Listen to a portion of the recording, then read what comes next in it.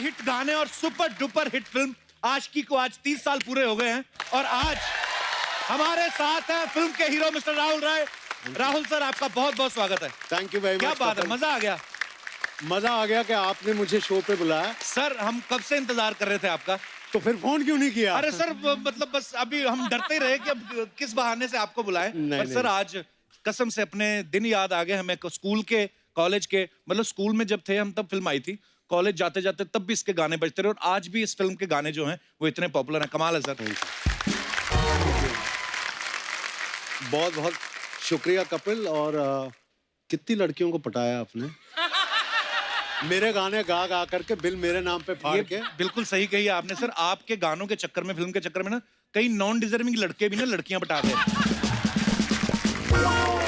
आज भी वही हाल है। राहुल सर का हेयर कट इतना पॉपुलर हुआ था सर, आपको देख के तो सबने कॉपी किया। आपने कहां से वो स्टाइल सोचा था? नीचे नीचे कटिंग कराते जाओ, ऊपर वाले बाल आते जाएंगे और ऐसे करके ऐसे गिरते थे ना मुंह पे। मैं लंदन में था और एक दोस्त थी। अच्छा जी। दोस्त थी, हाँ जी। तो वो हेयर स्टाइलिंग कर रही थी, तो उन्होंने किया था, तो मैं मॉडलिंग में कर रहा था। अच्छा जी। और जब मैं भट्ट साहब से मिला तो उन्होंने कहा, यार इसके बाल बड़े अजीब हैं, कपड़े भी बड़े अजीब तरीके से पहनता है। और जब उन्होंने मुझे साइन किया तो मेरा ख्याल से इंडस्ट्री का हर शख्सियत, बड़ा डायरेक्टर वगैरह जा करके उनको बोले, ये तो नहीं चल सकता, ये हीरो, ये तो दिखता ही नहीं है वैसे। अच्छा। बट भट्ट साहब की जिद थी। और शूटिंग में मेरे को याद है, सालों तक यही होता था, क्योंकि जब भी मेरे को शक्ल नीचे करनी पड़ती, सारे बाल से ढक जाते थे, तो कुछ एक्सप्रेशन ही नहीं दिखता था किसी को।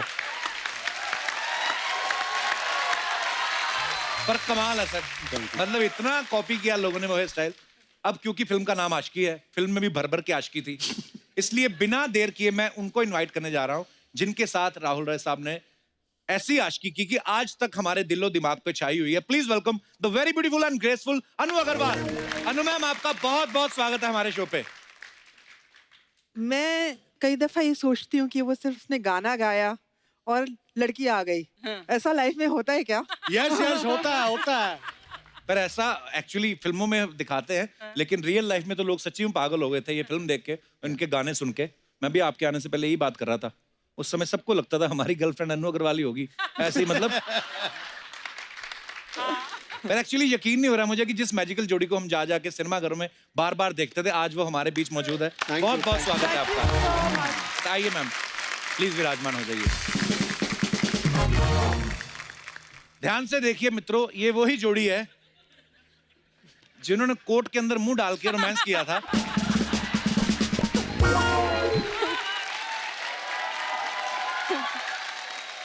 सबके मन में एक सवाल है कई सालों से, ये कोर्ट के अंदर मुंह क्यों डाला था? आपको डर है आप पकड़े ना जाएं? या ये किसका आइडिया था सर? ये सिर्फ भट्ट साहब का था।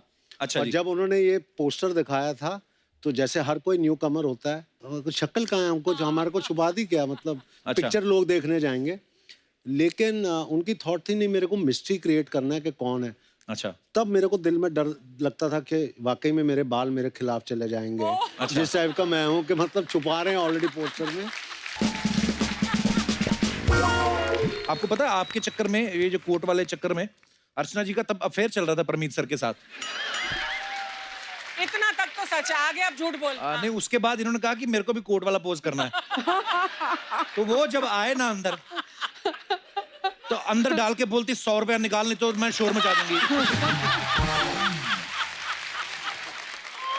तो वो बेचारे उस समय 100 रुपया नहीं दे पाए, उनको शादी करनी पड़ गई। आज तक भरपाई कर रहा है। काफी मिस्ट्रीज हैं इस तरफ भी।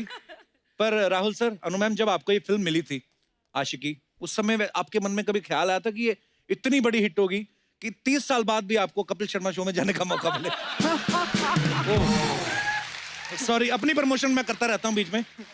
सबसे पहले कपिल, मैं ये कहना चाहूंगा कि 30 साल तो हो गए हैं इंडस्ट्री में रहते हुए जी। बीच में मैं 9 साल नहीं था वगैरह, लेकिन जब मैं वापस आया जी, जितने भी मेरे चहीते लोग हैं कह रहे थे, सर कपिल शर्मा के शो में चले जाइए, लोग आपको देखेंगे ज्यादा कि अब क्या कर रहे हैं वगैरह। और मैं तेरे को कई जगह पकड़ा है और मैंने पूछा कब बुला रहा है, कब बुला रहा है, तेरे को छोड़ूंगा नहीं। Sir, love you sir. But I am so grateful कि ऐसे शुभ अवसर पे हम लोग आए हैं यहाँ पे। जब फिल्म की थी उन दिनों में मुझे याद है 6 दिन का हाउसफुल हर सिनेमा हॉल में क्या था। बात तो है। रिलीज वाले दिन में मेट्रो सिनेमा में 12 बजे की शो लगी हुई थी। अच्छा जी। मुकेश भट्ट मेरे को गाड़ी में लेके गए थे क्योंकि उन दिनों मैं पीजी में रहता था। अच्छा जी। तो मैं चला गया यहाँ पे, थिएटर के बाहर कम से कम 300-400 लोग थे शो के घुसने के लिए अंदर। अच्छा जी। गाड़ी से मैं बाहर निकला तो पूरी की पूरी जनता रिकग्नाइज्ड हु आई वाज वाह। और भागने लगे। और उन दिनों में कोई बाउंसर वाउंसर वगैरह कोई नहीं होता था, अच्छा जी। वो सब कोई नाटक नहीं था। अच्छा। तो मुकेश जी मेरे को लेके जाते थे।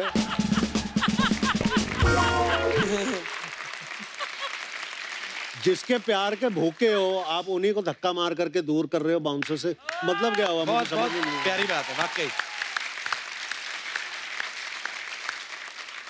तो किस तरह ये लोग मेरे को भीड़ के थ्रू लेके जा करके जनरल मैनेजर के ऑफिस में मेरे को बंद करके रख दिया। सब लोगों को जल्दी से सीट पे बिठाने के लिए उन्होंने पिक्चर 10 मिनट पहले चालू कर दी। अच्छा। पहली बार मैंने देखा कि जनता जो है स्क्रीन पे कॉइन्स फेंक रहे हैं, इतने सारे कॉइन्स फेंक रहे हैं। मेरा ख्याल से 1-2 आर्टिस्ट के काफी पैसे निकल जाते उसी शो में। It was that much coins they were spending. ये प्यार था। तनु मैंने आपके लिए भी फोन आते होंगे उस समय, तो चिट्ठियां बड़ी लिखते होंगे लोग। मैं उस समय जो है पेइंग गेस्ट में रह रही थी जुहू में। उस रात को मैं सोई हूँ, सो के सुबह उठी और मुझे अब वो जो सुबह है, वो सुबह ऐसी वो छाप उसने मारी है मेरे दिमाग के अंदर। क्योंकि उस दिन मैं उठी तो मैंने देखा कि चारों तरफ बिल्डिंग में से लोग जो है बाहर अनु अनु और मैं कहूँ हाय रे, मेरे कपड़े ठीक है, मैं कहाँ हूँ, कौन है ये लोग, कहाँ है दौर, कहाँ है, मैं दौर ढूंढ रही हूँ, ये क्या है, मेरी टी शर्ट छोटी है कि बड़ी है, ये लोग कौन है, मुझे ध्यान ही नहीं आए। और फिर उसके बाद में किसी तरीके से मैं आंखें बंद करके वहीं लेट गई और मुझे ध्यान है कि कितने घंटे बाद जब मैंने आंखें खोली तो लोग वहीं खड़े हुए थे। वाह क्या बात। किसी भी तरीके से खैर मैं उठी, साइड में निकल के मैं किसी तरीके से घर से निकली कि भाई स्विमिंग के लिए मैं चली जाती हूँ। मैं नीचे निकली, दोनों तरफ जो लेन थी वहां पे लड़के खड़े हुए हैं। अच्छा जी। और इसे राहुल ने लिखा था अनु आई लव यू। एक सीन था जहाँ पे इसने पूरी दीवार पे लिखा Anu I love you, I love you. हाँ हाँ। दोनों तरफ लड़कों ने दीवार पे लिखा है Anu I love you, I love you, I love you. मैं मुंह नीचे करके बड़ी कॉन्फिडेंटली चलना शुरू किया मैंने। मैं गई हूँ तो सामने ऑटो आया, मैं ऑटो में बैठी, उसने आशिकी गाने चला रखे हैं और वो जो है ऑटो, उसने जो है स्टार्ट किया ऑटो और यूं देख रहा है मेरी तरफ। मैंने कहा यार ये तो ऑटो जो है ये कहीं ना कहीं हिट कर देगा। मैंने कहा आप सीधा देखिए भाई, आप चला रहे हैं, आप आशिकी की अनु अग्रवाल हैं। अरे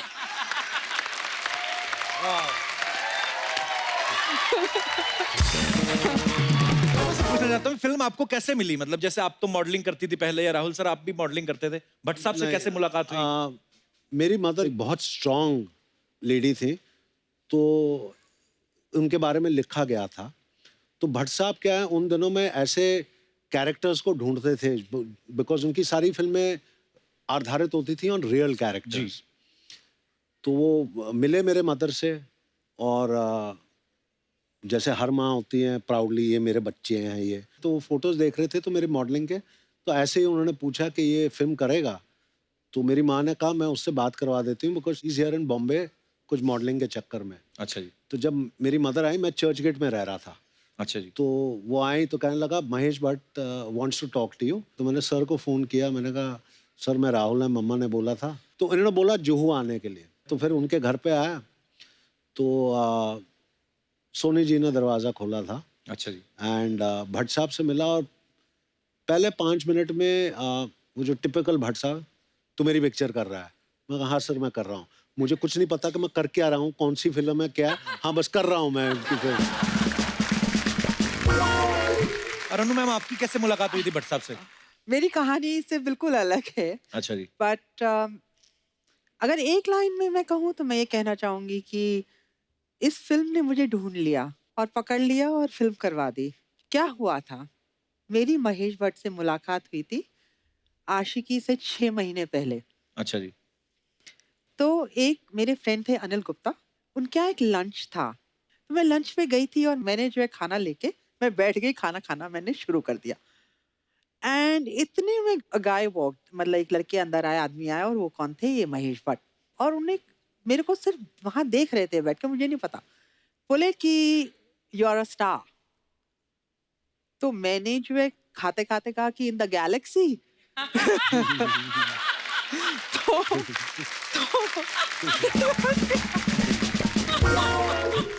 फिर बोले you should act in movies. तो मैंने कहा कि आई एम नॉट इंटरेस्टेड। तो उसके बाद मैंने सोचा बात खत्म हो गई। पेरिस में मेरा मॉडलिंग का जॉब आ गया। उसके बाद मैं जो बम्बई आई, मैंने कहा भाई ये पेइंग गेस्ट मेरा बंद पड़ा हुआ था। मैंने कहा भाई यहाँ से मैं बैग निकाल के बंद करूँ यहाँ सारा। आई वॉज क्लोजिंग और एवरीथिंग, करेक्ट। Okay. उसी दिन दोपहर को महेश भट्ट का फोन आ गया। अच्छा। फोन मैंने उठाया, immediately Mahesh Bhatt, he doesn't waste his time, hello hi भी नहीं, हेलो। मैंने कहा हेलो। कहते हैं you remember I met you 6 months अगो। मैंने कहा हाँ शायद। एंड ही सेड कि I have written a script. मैंने कहा कि भाई अच्छा, I told you I am not interested in movies. तो कहते हैं कि if you don't do this film तो मैं ये पिक्चर नहीं बनाऊंगा, वाह। क्योंकि ये लड़की सिर्फ तुम ही प्ले कर सकती हो। फिर फाइनली मैंने जाके वो स्क्रिप्ट सुनी, और आप लोगों को यकीन नहीं होगा कि स्क्रिप्ट एंड हो गई है, मैं मना नहीं कर पा रही हूँ। मैंने उनसे कहा कि मैं आपको बताती हूँ, और मैंने फिर 10 दिन के अंदर मेरे बर्थडे 11 जनवरी को जाके पिक्चर साइन कर ली। वाह।